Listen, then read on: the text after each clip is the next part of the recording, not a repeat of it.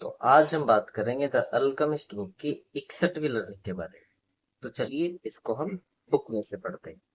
यह उस समय की बात है जब सैंटियागो और उसका दोस्त अंग्रेज आपस में बात करते हैं। तो सैंटियागो बताता है, मैंने यह सीखा कि सृष्टि की एक आत्मा है और जो भी कोई इस आत्मा को समझ लेता है वह चीजों की भाषा को भी समझ सकता है।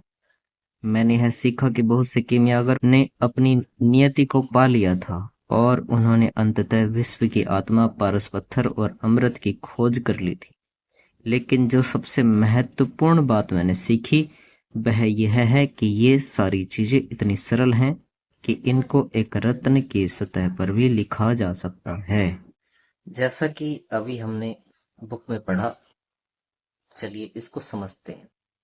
लिखा है, मैंने यह सीखा कि सृष्टि की एक आत्मा है और जो भी कोई इस आत्मा को समझ लेता है वह चीजों को, भाषा को भी समझ सकता है, चीजों की भाषा को भी समझ सकता है।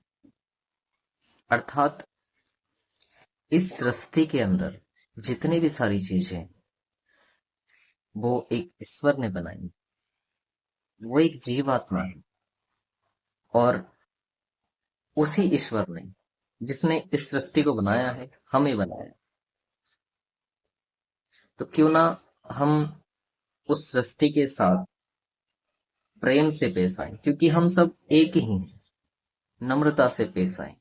यदि हम नम्रता से पेश आएंगे, दीनता से पेश आएंगे, प्रेम से पेश आएंगे, तो बहुत सारी चीजें बदल सकती। क्योंकि यदि हम इस सृष्टि को नुकसान पहुंचाते हैं तो इनडायरेक्टली यदि देखें तो हमारा ही नुकसान होता है।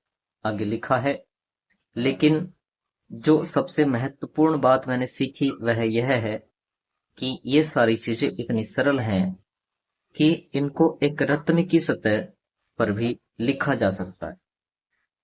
सही बात है कि यदि हम दुनिया के गूढ़ रहस्य को समझ पाए, देखें, उन्हें समझें, तो वो बहुत सरल होते हैं, बहुत ही सरल होते हैं।